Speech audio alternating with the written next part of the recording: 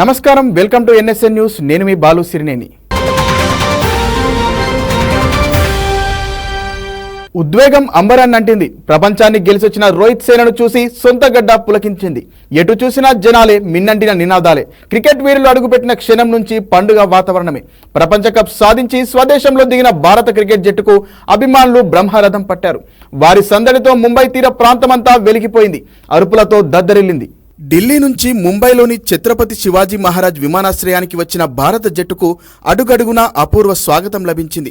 Airport బయట అభిమానులు భారత జట్టును ఆహ్వానించారు. అక్కడి నుంచి నారిమన్ పాయింట్కు వచ్చిన టీమిండియా ఓ ప్రత్యేకమైన ఓపెన్ బస్సులో విజయయాత్రను షురూ చేసింది. ఈ యాత్ర సాగిన మెరైన్ డ్రైవ్ రోడ్డు జనసంద్రాన్ని తలపించింది. అభిమానులు తమ క్రికెట్ స్టార్లపై పూల వర్షం కురిపిస్తూ భారత్ మాతాకి జై, జయహో భారత్, వందే మాతరం లాంటి నినాదాలతో హోరెత్తించారు. రోహిత్ రోహిత్, కోహ్లీ కోహ్లీ అంటూ ఊగిపోయారు. అభిమానులకు అభివాదం చేస్తూ టీమిండియా ముందుకు కదిలింది. ఒకవైపు వర్షం, మరోవైపు పూల వర్షంతో భారత జట్టు తడిసిపోయింది. బస్సు పైన కూర్చున్న టీమిండియా ఆటగాళ్లు జాతీయ జెండా చేతబూని ముందుకు సాగారు. కప్ను ప్రదర్శిస్తూ అభిమానులకు అభివాదం చేస్తూ ఉత్సాహాన్ని నింపారు. ఒకవైపు వేలాది మంది అభిమానులు వెంటరాగా విజయోత్సవ ర్యాలీ సందడిగా సాగింది. పనిదినం కావడంతో కిలోమీటర్ల పొడవునా ట్రాఫిక్ స్తంభించిపోయింది.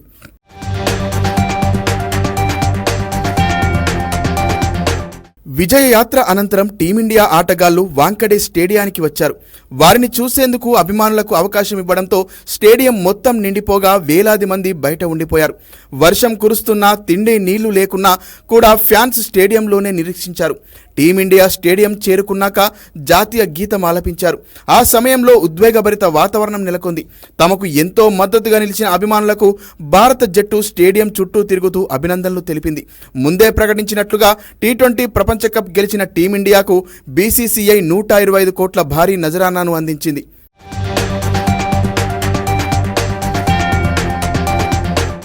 ప్రపంచ కప్ సాధించడంతో జట్టులోని సభ్యులమంతా ఉద్వేగానికి గురయ్యామని కోహ్లీ వివరించాడు.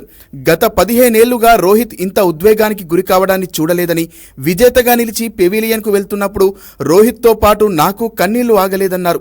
2011 వన్డే ప్రపంచ కప్ గెలిచినప్పుడు సచిన్తో పాటు సీనియర్లు ఉద్వేగానికి గురైనప్పుడు నాకు అర్థం కాలేదు, కానీ ఈ అనుభవం ఇప్పుడు తెలుస్తోందని కోహ్లీ అన్నాడు. కాగా ఐపీఎల్లో రోహిత్ స్థానంలో ముంబై ఇండియన్స్ కెప్టెన్గా ఎన్నికై విఫలం కావడంతో అభిమానుల నుంచి హేళనలు ఎదుర్కొన్న హార్దిక్ పాండ్యాకు ఈసారి భిన్నమైన అనుభవం ఎదురైంది. ప్రపంచ కప్ విజయంలో కీలక పాత్ర పోషించిన అతడికి వాంకడే స్టేడియంలో అభిమానులు నీరాజనం పట్టారు. హార్దిక్కు మద్దతుగా ప్లకార్డులు ప్రదర్శించారు. అతడితో ఫోటో దిగడానికి ఎగబడ్డారు.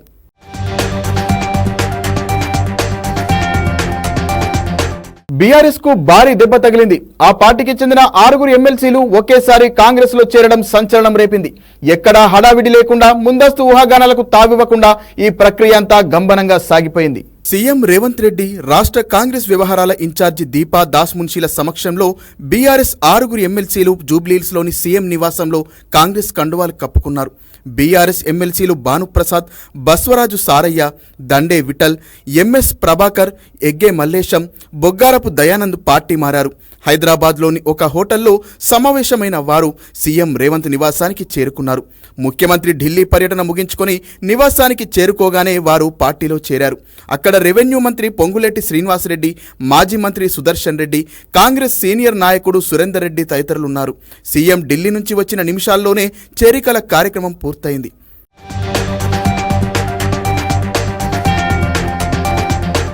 బీఆర్ఎస్ నుంచి ఇప్పటికే 6 ఎమ్మెల్యేలు కాంగ్రెస్లో చేరారు. వారిలో దానం నాగేందర్, కడియం శ్రీహరి, తెల్లం వెంకట్రావు, పోచారం శ్రీనివాసరెడ్డి, సంజయ్ కుమార్, కాలే యాదయ్య ఉన్నారు. మండలి చైర్మన్ గుత్తా సుఖేందర్ రెడ్డి కుమారుడు అమిత్ కూడా ఆ పార్టీ గూటికి చేరారు. తమ నేతలు పార్టీని వీడటంతో ఇప్పటికే బీఆర్ఎస్ ఇబ్బంది పడుతోంది. తాజాగా ఇప్పుడు 6 ఎమ్మెల్సీలు బీఆర్ఎస్కు దూరం కావడం ఆ పార్టీకి మరింత ఇబ్బందికరమైన పరిణామం.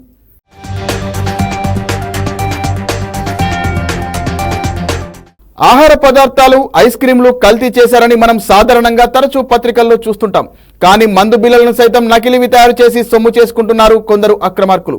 ప్రముఖ కంపెనీ పేరిట తయారు చేసిన మందులను విక్రయించేందుకు యత్నిస్తుండగా సమాచారంతో పోలీసులు, డ్రగ్ కంట్రోల్ అధికారులు దాడి చేసి పట్టుకున్నారు. తనిఖీల్లో ఇప్పటికే పెద్ద మొత్తంలో మత్తు పదార్థాలు పట్టుబడగా ఇప్పుడు ఏకంగా 50 లక్షల విలువైన నకిలీ మందులు స్వాధీనం చేసుకున్నారు. నకిలీలపై ఉక్కుపాదం మోపాలన్న ప్రభుత్వ ఆదేశాల మేరకు పోలీసులు విస్తృతంగా తనిఖీలు చేస్తున్నారు. తనిఖీల్లో ఇప్పటికే పెద్ద మొత్తంలో మత్తు పదార్థాలు పట్టుబడగా ఇప్పుడు ఏకంగా 1/2 కోటి విలువైన నకిలీ మందులు స్వాధీనం చేసుకున్నారు. ఈ ఘటన మేడ్చల్ జిల్లాలో చోటు చేసుకుంది. హైదరాబాద్ నిజాంపేట్ మధురానగర్లో ఉంటున్న గోపాల్ అనే వ్యక్తికి మందుల తయారీ గురించి అవగాహన ఉంది. గోపాల్ ఢిల్లీకి చెందిన నిహాల్ అనే వ్యక్తితో పరిచయమైంది. వారిద్దరూ ఒకే రంగంలో పనిచేస్తుండటంతో నకిలీ మందులు తయారు చేయాలని నిర్ణయించారు.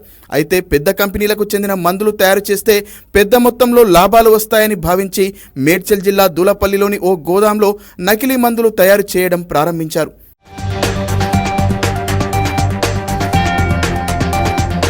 హిమాచల్ ప్రదేశ్, జమ్మూ కాశ్మీర్లో ఉండే అసలు మందుల కంపెనీకి ఏమాత్రం తీసిపోని రీతిలో యంత్రాలు తెప్పించి నకిలీ మందులు తయారు చేస్తున్నారు. ఇందుకు గోపాల్కి రామకృష్ణ అనే వ్యక్తి సహాయం చేశాడు. దూలపల్లిలో తయారు చేసిన మందులను నిహాల్ దేశవ్యాప్తంగా సరఫరా చేస్తున్నాడు. నకిలీ మందులు తయారు చేస్తున్నారన్న పక్కా సమాచారంతో దాడి చేసిన పోలీసులు, డ్రగ్ కంట్రోల్ అధికారులు పెద్ద మొత్తంలో తయారీకి ఉపయోగించే యంత్రాలు స్వాధీనం చేసుకున్నారు. కాగా అసలు ఔషధాలకు ఏమాత్రం తీసిపోని విధంగా నకిలీ మందులు తయారు చేసినట్లు డ్రగ్ కంట్రోల్ అధికారులు తెలిపారు. రోజు వాడేవారు మాత్రమే తేడాలను గుర్తించగలరని తెలిపారు. ఏమాత్రం అనుమానం వచ్చినా వెంటనే సమాచారం ఇవ్వాలని అధికారులు సూచించారు. ప్రజల ప్రాణాలతో చెలగాటమాడే నకిలీ ఔషధాలు బహిరంగ మార్కెట్లోకి రాకుండా అధికారులు కట్టుదిట్టమైన చర్యలు చేపట్టాలని పలువురు విజ్ఞప్తి చేస్తున్నారు.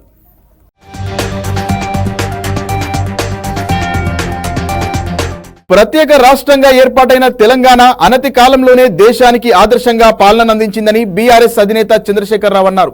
విద్యుత్, సాగునీరు, వ్యవసాయ తదితర రంగాల్లో బీఆర్ఎస్ చేపట్టిన అభివృద్ధి, సంక్షేమ కార్యాచరణ దేశ చరిత్రలోనే ముందెన్నడూ లేని విధంగా కొనసాగిందని పేర్కొన్నారు. తెలంగాణ వ్యవసాయ ప్రగతిని చూసి మహారాష్ట్ర వంటి పక్క రాష్ట్రాల ప్రజలు తమకు కేసీఆర్ పాలన కావాలని కోరుకున్నారని తెలిపారు. ఖమ్మం, మహబూబాబాద్, వేములవాడ, నర్సాపూర్, ఇబ్రహీంపట్నం తదితర ప్రాంతాల నుంచి కేసీఆర్ను కలిసేందుకు వచ్చిన నాయకులు, కార్యకర్తలతో ఎర్రవెల్లిలోని వ్యవసాయ క్షేత్రంలో కేసీఆర్ సమావేశమయ్యారు. అనంతరం కేసీఆర్ నాయకులు, కార్యకర్తలను ఉద్దేశించి మాట్లాడుతూ ఆప్కీ బార్ కిసాన్ సర్కార్ నినాదంతో దేశంలో రైతు రాజ్యం తెచ్చుకోవాలని బీఆర్ఎస్తో కలిసి అడుగులేస్తూ ముందుకు కదిలిన మహారాష్ట్ర తదితర రాష్ట్రాల ప్రజలు మెన్నంటి తెలంగాణ ఎన్నికల ఫలితాలలో తీవ్ర ఆవేదన చెందారన్నారు. కేసీఆర్ పాలన లేకపోవడంతో తెలంగాణ రైతుల కంటే మహారాష్ట్రతో పాటు దేశ రైతాంగమే తీవ్రంగా నష్టపోయిందని ఇటీవల తనను కలిసిన మహారాష్ట్ర నేతలు అన్నారని చెప్పారు. తెలంగాణలో బీఆర్ఎస్ ఓటమితో రైతు రాజ్యాన్ని అందించగల దమ్మున్న కేసీఆర్ దార్శనిక నాయకత్వాన్ని దేశం కోల్పోయిందని వారు బాధపడ్డారని తెలిపారు.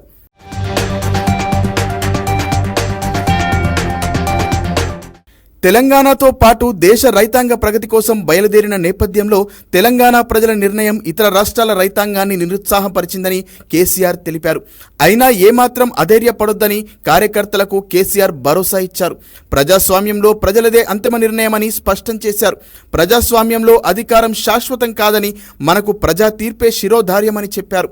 అధికారం కోల్పోయామని బాధపడడం సరైన రాజకీయ నాయకుని లక్షణం కాదని కార్యకర్తలకు ధైర్యం చెప్పారు. ప్రజల్లో కలిసి ఉంటూ వారి సమస్యల మీద నిరంతరం పోరాడుతూ వారి అభిమానాన్ని సాధించాలని కేసీఆర్ పునరుద్ఘాటించారు. కాగా అన్ని వర్గాలను కడుపులో పెట్టుకుని తెలంగాణను సకలం బాగు చేసుకున్న కేసీఆర్ పాలన పోతదనుకోలేదని, జరిగిన పొరపాటుకు తెలంగాణ సమాజం బాధపడుతుందని కార్యకర్తలు, అభిమానులు పేర్కొన్నారు. తిరిగి కేసీఆర్ ముఖ్యమంత్రి కావాలని జై సీఎం, జై కేసీఆర్, జై తెలంగాణ నినాదాలతో తమ మద్దతు ప్రకటించారు.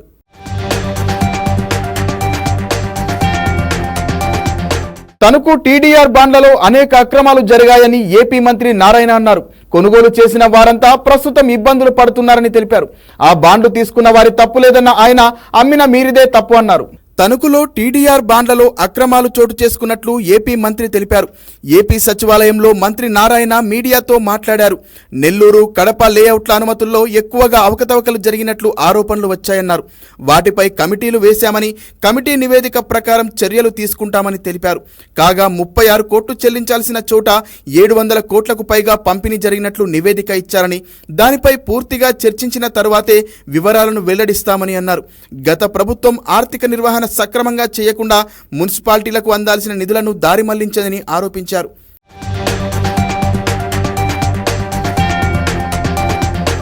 గతంలో టీడీపీ అధికారంలో ఏషియన్ ఇన్ఫ్రాస్ట్రక్చర్ బ్యాంకు నుంచి 5,300 కోట్లు తీసుకువచ్చామని, ఆ మొత్తం 2019 ఫిబ్రవరిలో మంజూరు అయిందని చెప్పారు మంత్రి. గత నెల 30తో గడువు ముగియగా తెచ్చిన నిధుల్లో వైసీపీ ప్రభుత్వం కేవలం 240 కోట్లు మాత్రమే ఖర్చు చేసిందని తెలిపారు. అందులో సగం ఖర్చు చేసిన రాష్ట్రంలోని మున్సిపాలిటీల్లో మౌలిక సదుపాయాలు అద్భుతంగా ఉండేవని అన్నారు. ఆ ప్రాజెక్టు గడువు పెంచమని లేఖ రాస్తామని చెప్పారు. బిల్లులు సరిగ్గా అప్లోడ్ చేయక 1,150 కోట్లు పెండింగ్లో ఉన్నాయని అన్నారు. 9 లక్షల టిడ్కో ఇళ్లను అభివృద్ధి చేస్తే వైసీపీ ప్రభుత్వం వాటిని పట్టించుకోలేదని ఆవేదన వ్యక్తం చేశారు.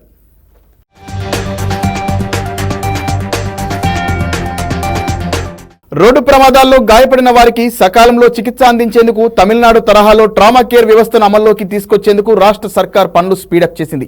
తమిళనాడులో అమలవుతున్న వ్యవస్థను అధ్యయనం చేసేందుకు ఆరోగ్య శాఖ ఆఫీసర్ల బృందాన్ని ఆ రాష్ట్రానికి పంపింది. వైద్య విధాన పరిషత్ commissioner Ajay Kumar, medical corporation MD Sahadev తదితరుల బృందం తమిళనాడు వెళ్లింది. అత్యవసర పరిస్థితుల్లో ప్రభుత్వ దవాఖానాలతో పాటు ప్రైవేట్ హాస్పిటల్స్లోనూ బాధితులకు చికిత్స అందేలా తమిళనాడు ప్రభుత్వం సరికొత్త విధానం తీసుకువచ్చింది. యాక్సిడెంట్లు, గుండెపోట్లు, సూసైడ్స్ తదితర ఎమర్జెన్సీ కండిషన్లో ఉన్న వారికి ప్రైవేట్ ఆసుపత్రిలో ఉచితంగా చికిత్స అందేలా ట్రామా కేర్ ప్యాకేజీని అక్కడి ప్రభుత్వం అమలు చేస్తోంది. ఈ ప్యాకేజీలో భాగంగా ట్రామా కేర్లో అడ్మిట్ అయ్యే పేషెంట్కు 1,00,000 వరకు ఛార్జీలను ప్రభుత్వమే భరిస్తోంది. గోల్డెన్ అవర్లో ట్రీట్మెంట్ అందించి బాధితుల ప్రాణాలను కాపాడమే ఈ స్కీమ్ ఉద్దేశం. మన రాష్ట్రంలో కూడా ఇలాంటి విధానం అమలు చేయాలని ప్రభుత్వం నిర్ణయించింది. కాగా రోడ్డు ప్రమాదాలు, ఇతర ఎమర్జెన్సీలో పేషెంట్లకు వీలైనంత త్వరగా ట్రీట్మెంట్ అందేలా తమిళనాడులో ట్రామా కేర్ సిస్టమ్ ఉంది. యాక్సిడెంట్ గురించి పోలీసులకు లేదా ఎమర్జెన్సీ రెస్పాన్స్ సెంటర్ 108 తరహాకు ఫోన్ వచ్చిన వెంటనే దగ్గరలోని ట్రామా కేర్ సెంటర్లకు కూడా సమాచారం వెళ్లేలా అక్కడ ఒక చైన్ సిస్టమ్ ఉంది. జీపీఎస్ ఆధారంగా యాక్సిడెంట్ లొకేషన్కు దగ్గరలో ఉన్న అంబులెన్స్ను స్పాట్కు పంపిస్తారు.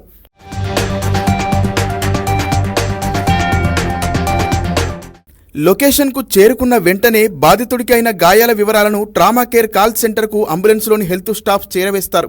బాధితుడికి ట్రీట్మెంట్ అందించేందుకు ఏ స్పెషాలిటీ డాక్టర్లు అవసరమో చెప్తారు. ఈ వివరాలను బట్టి దగ్గరలో ఉన్న ఏ హాస్పిటల్కు పేషెంట్ను తరలించాలో అంబులెన్స్ డ్రైవర్కు ఎమర్జెన్సీ రెస్పాన్స్ సెంటర్ సూచిస్తోంది. అలాగే ఆ హాస్పిటల్ కూడా ముందే సమాచారం ఇస్తారు. దీంతో దవాఖానాకు అంబులెన్స్ చేరుకోగానే అక్కడ డాక్టర్లు సిద్ధంగా ఉంటారు. ట్రీట్మెంట్కు అవసరమయ్యే డబ్బును ప్రభుత్వమే ఆ ఆసుపత్రికి చెల్లిస్తోంది. పేషెంట్ స్టేబుల్ అయ్యాక అక్కడే చికిత్స కొనసాగించవచ్చు, లేదా మరేదైనా హాస్పిటల్కు పేషెంట్ను తరలించవచ్చు.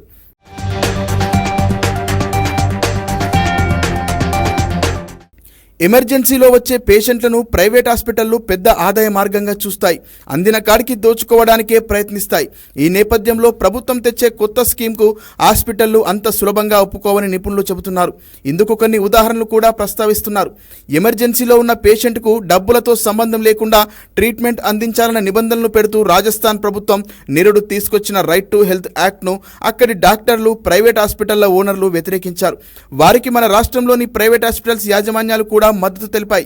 ఈ నేపథ్యంలో ప్రభుత్వం కొత్తగా తీసుకువచ్చే ట్రామా కేర్ ప్యాకేజీని ప్రైవేట్ నెట్వర్క్ హాస్పిటల్స్ అంగీకరిస్తాయో లేదో అన్న అనుమానాలు వ్యక్తమవుతున్నాయి.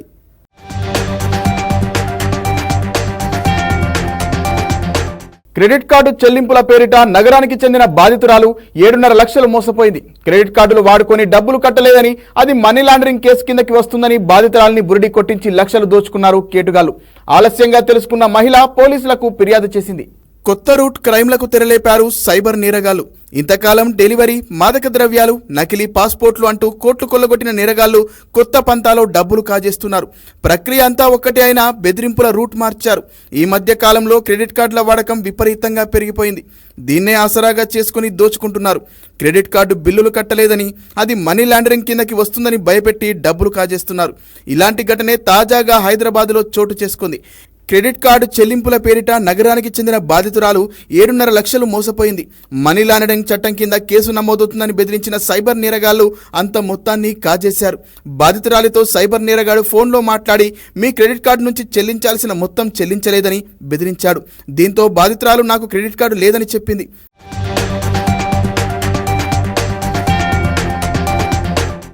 అయితే కస్టమర్ కేర్తో మాట్లాడాలని సూచించి మరో వ్యక్తికి నేరగాడు కాల్ ఫార్వర్డ్ చేశాడు.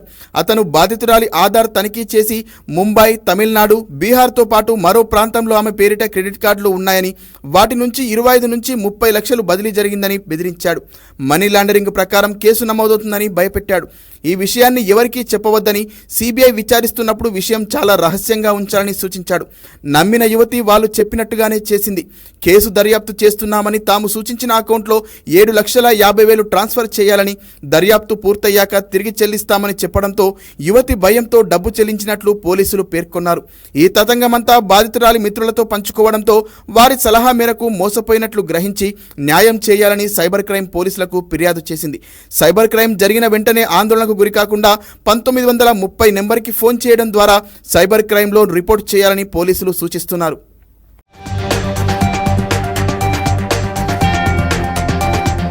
సీనియర్ నాయకుడు కె కేశవరావు తన రాజ్యసభ సభ్యత్వానికి రాజీనామా చేశారు. ఈ మేరకు రాజ్యసభ చైర్మన్ జగదీప్ ధన్కర్ను కలిసిన కేకే తన రాజీనామా పత్రాన్ని అందజేశారు. బీఆర్ఎస్ తరపున రాజ్యసభకు ఎంపికైన కేకే నిన్ననే కాంగ్రెస్ అధ్యక్షుడు మల్లికార్జున ఖర్గే సమక్షంలో హస్తం పార్టీలో చేరారు. బీఆర్ఎస్ నుంచి కాంగ్రెస్లో చేరినందున రాజ్యసభ సభ్యత్వానికి రాజీనామా చేసినట్లు కేకే తెలిపారు. 2 ఏళ్ల పదవీ కాలం ఉండగానే రాజీనామా చేసినట్లు వివరించారు. సాయంత్రం కేకే ఇంటికి వెళ్లిన సీఎం రేవంత్ రెడ్డి తాజా రాజకీయ పరిస్థితులపై చర్చించారు. కాంగ్రెస్ అధికారంలోకి వచ్చినప్పటి నుంచి చేపట్టిన అన్ని కార్యక్రమాలు అభివృద్ధికి సంబంధించినవే ఉన్నాయని కేకే చెప్పారు.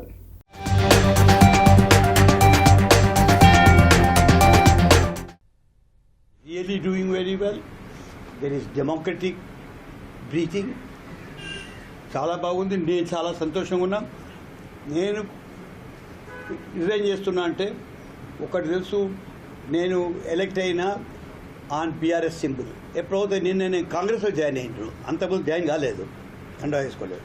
కాంగ్రెస్ జాయిన్ అవుతే I'm suppose to have quit BRS ఇచ్చేసినట్టు అయిపోయింది. అది ఎప్పుడు తెలిసిందో I'm morally and legally I think I'm little responsible that I should vacate my seat in the Rajya Sabha. నేను ఇవాళ చైర్మన్ గారికి కూడా చెప్పడానికి కారణం అది. మీరు ఏదో వాల్యూస్ పెద్ద పెద్ద మాటలు నేను చెప్పాను, కానీ it is very good and this is what exactly this present government also is doing. KCR రాచరిక గడిల పాలన చేసినందునే ఎన్నికల్లో ఓడిపోయారని ప్రభుత్వ వైప్ అడ్లూరి లక్ష్మణ్ వివరించారు. చేసిన తప్పును విస్మరించి ఫామ్ హౌస్ లో కూర్చొని ప్రజలను రెచ్చగొట్టే మాటలు మాట్లాడుతున్నారని మండిపడ్డారు.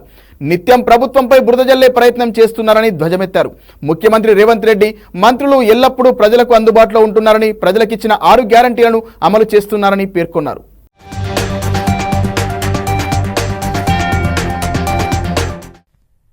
తెలంగాణ ఇచ్చినటువంటి ఆశతోని, ఆ భాషతోని, వాళ్ళకున్నటువంటి మాట చతుర్థతోని, ప్రజలను డైవర్ట్ చేసే ఆలోచనతోని, వాళ్ళ పత్రికల ద్వారా ఒక గ్లోబల్ ప్రచారం చేద్దామనే ఆలోచనతో ఉంటే మొన్ననే కర్ర వాల్చి ఎట్లా పాత పెట్టిల్లో పార్లమెంట్లో మీరు ఒకసారి ఆలోచన చేయండి. ఉద్యమ పార్టీ అంటావు, 20 సంవత్సరాల పార్టీ నడిపిన అంటావు. ఒక్కసారి గిట్ట మేము గ్రామాల్లో, మేము నియోజకవర్గంలో కూడా మా ఎమ్మెల్యేల గిట్ట మేము డోర్లు తీస్తే అసలు ఏ రాజకీయ పార్టీ కూడా కార్యకర్తలు మీరు అంతమంది రెడీగా ఉన్నారు పార్టీలోకి వచ్చడానికి. కానీ మేము ప్రజాస్వామ్యం గౌరవం ఉన్నది. దేవుడి దయతో ప్రజల నిర్ణయానికి కట్టుబడి మేము పనిచేస్తాం. హైదరాబాద్ మియాపూర్లో యువతిపై అత్యాచార యత్నం వ్యవహారాన్ని జాతీయ మహిళా కమిషన్ తీవ్రంగా పరిగణించింది. ఈ ఘటనపై పారదర్శకంగా విచారణ చేసి 3 రోజుల్లో నివేదిక ఇవ్వాలని డీజీపీకి లేఖ రాసింది. బాధితురాలికి మెరుగైన వైద్య పరీక్షలు ఉచితంగా అందించాలని పేర్కొంది. నిందితులకు కఠిన శిక్ష పడేలా చర్యలు తీసుకోవాలని కోరింది. మియాపూర్లో ఓ రియల్ ఎస్టేట్ కంపెనీలో ఉద్యోగం చేస్తున్న యువతిని అక్కడ సేల్స్ మెన్ సంగారెడ్డి జనార్దన్ రెడ్డి యాదగిరిగుట్టలో ఓ స్థిరాస్తికి సంబంధించిన సమావేశానికి తీసుకెళ్లారు. తిరిగి వచ్చే సమయంలో కారులో యువతికి కూల్ డ్రింక్స్ మత్తుమందులు కలిపి ఇచ్చిన ఇద్దరు ఆమెపై లైంగిక దాడికి యత్నించారు.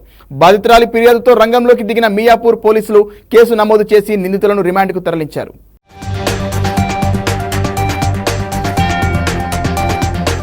గత 6 నెలల్లో హైదరాబాద్లో రియల్ ఎస్టేట్ రంగం పుంజుకుందని ముఖ్యమంత్రి రేవంత్ రెడ్డి తెలిపారు. దేశీయ అంతర్జాతీయ ఆఫీస్ కార్యాలయాల లీజు రంగంలో 40% వృద్ధిలో దూసుకెళ్తుందని సీఎం వివరించారు. మెరుగైన ఫలితాలను సాధించే లక్ష్యంతో హడావిడి లేకుండా పనిచేస్తున్న సమర్థవంతమైన ప్రభుత్వ ప్రయోజనాలకు అదే నిదర్శనమని రేవంత్ రెడ్డి పేర్కొన్నారు. రానున్న రోజుల్లో హైదరాబాద్ ప్రతిష్టను మరింత పునర్నిర్మిస్తామన్నారు. ఆ ప్రయాణంలో ప్రతి ఒక్కరికి అవకాశాలు సృష్టిస్తామని భరోసా ఇస్తూ ఎక్స్లో ముఖ్యమంత్రి రేవంత్ రెడ్డి ట్వీట్ చేశారు.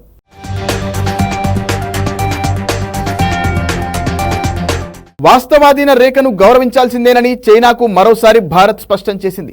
సరిహద్దుల్లో శాంతి నెలకొనేందుకు కృషి చేయాలని సూచించింది.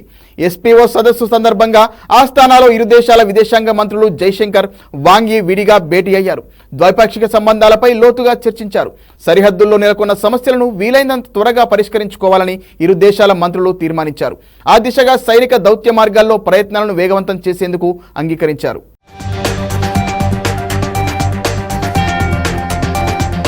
నీట్ ప్రశ్నాపత్రం లీకేజ్ వ్యవహారంపై దాఖలైన పిటిషన్లపై సుప్రీంకోర్టులో జూలై 8న విచారణ జరగనున్న నేపథ్యంలో 56 మంది నీట్ ర్యాంకర్లు కూడా కోర్టును ఆశ్రయించారు. నీట్ పరీక్షను రద్దు చేయకుండా కేంద్రాన్ని ఎన్టీఏను ఆదేశించాలని కోరారు. పరీక్ష రద్దు అనేది నిజాయితీగా కష్టపడి చదివే విద్యార్థులకు నష్టం చేస్తుందని, విద్యా హక్కు ఉల్లంఘనకు దారితీస్తుందని పిటిషనర్లు పేర్కొన్నారు. మే 5న జరిగిన నీట్కు సంబంధించి అక్రమాలకు పాల్పడిన వారిని గుర్తించి కఠిన చర్యలు తీసుకునేలా కేంద్ర విద్యాశాఖను ఆదేశించాలని విజ్ఞప్తి చేశారు. నీట్ ప్రశ్నపత్రం లీకేజీ నేపథ్యంలో పరీక్ష రద్దు చేసి మళ్లీ జరపాలని దేశవ్యాప్తంగా ఆందోళన జరుగుతున్న నేపథ్యంలో 56 మంది ర్యాంకర్లు సుప్రీంకోర్టును ఆశ్రయించడం ప్రాధాన్యం సంతరించుకుంది.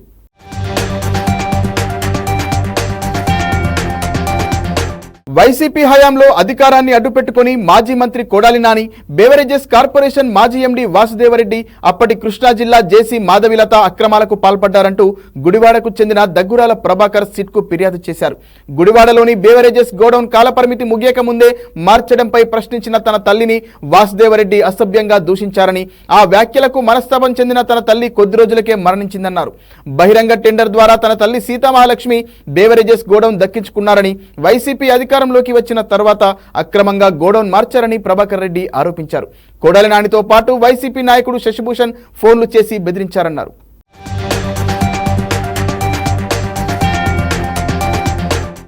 వాసుదేవరెడ్డి గారు అనే ఆయన బ్రేవరీస్ కార్పొరేషన్ లిమిటెడ్ చైర్మన్ ఎండీగా వచ్చిన తర్వాత ఆయన చేసిన వికృత చేష్టల వలన నా తల్లిగారు మరణించారు. 2011లో పబ్లిక్ టెండర్ ద్వారా ఈ గోడౌన్ లీస్ట్ టెండర్ వేసి మేము పొంది ఉన్నాము. జగన్మోహన్ రెడ్డి గారి గవర్నమెంట్ 2019లో వచ్చినాక దౌర్జన్యంగా పద్మారెడ్డి అనే వ్యక్తి కొడాలి నాని గారి సహకారంతో దౌర్జన్యంగా ప్రవర్తించి నా గోడౌన్లోని డిపో మేనేజర్ని వాళ్ళని బెదిరించి వాసుదేవరెడ్డి గారు అనే ఎండీ గారికి రూడ్గా బిహేవ్ చేశారండి. ఆయన లీజ్ అగ్రిమెంట్ ఉండగానే ఆయన మీ గోడౌన్ ఖాళీ చేస్తున్నానని నోటీస్ ఇచ్చారు. సరే, ఇది తెలిసి నా తల్లిగారు ఫోన్ చేసి అడిగితే ఆవిడ వయసు కూడా చూడకుండా ఆవిడే ఓనర్ అండి, మా తల్లిగారే ఓనరు. అది జరిగిన కొద్ది రోజులకి ఆవిడ మనస్తాపంతో చనిపోయారండి. కొద్ది రోజులకేనండి మాధవీలతారెడ్డి గారు, కొడాలి నాని గారు, వాసుదేవరెడ్డి గారు ముగ్గురు బెదిరించారండి నన్ను, మీరు టెండర్ వేయడానికి వీల్లేదని. ఆ బెదిరింపులు ఇవన్నీ భయపడి మా మదర్ గారు చనిపోయారండి, మా తల్లిగారు చనిపోయారు. మేము టెండర్లో పార్టిసిపేట్ చేయలేదండి. వారాహి ఏకాదశ దీక్షలో ఉన్న ఏపీ ఉప ముఖ్యమంత్రి పవన్ కళ్యాణ్ సూర్యాధారణ క్రతువులో పాల్గొన్నారు. మంగళగిరిలోని పార్టీ కేంద్ర కార్యాలయంలో ఆయన ఈ ఆరాధనను నిర్వహించారు. నిత్యం సూర్య నమస్కారాలు ఆచరించే పవన్ కు ఇటీవల వెన్ను సంబంధిత సమస్య తలెత్తడంతో వాటిని చేయలేదు. అందుకు ప్రతిగా ఈసారి మంత్రసహిత సూర్య ఆరాధనను నిర్వర్తించారు. సమాజ క్షేమాన్ని, దేశ సౌభాగ్యాన్ని కాంక్షిస్తూ ఆయన ఈ క్రతువును ఆచరించారని జనసేన పార్టీ ఓ ప్రకటనలో పేర్కొంది. సూర్యారాధన విశిష్టతను వేద పండితులు కోసిగంటి సుధీర్ శర్మ, హరనాథ శర్మ, వేణుగోపాల శర్మ పవన్ కు వివరించారు.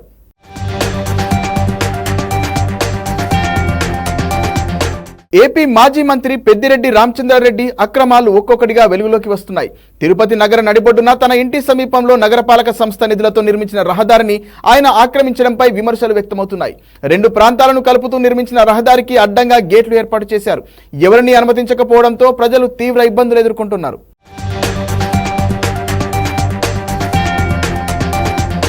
మరిన్ని వార్తలతో మళ్ళీ కలుద్దాం. నమస్కారం.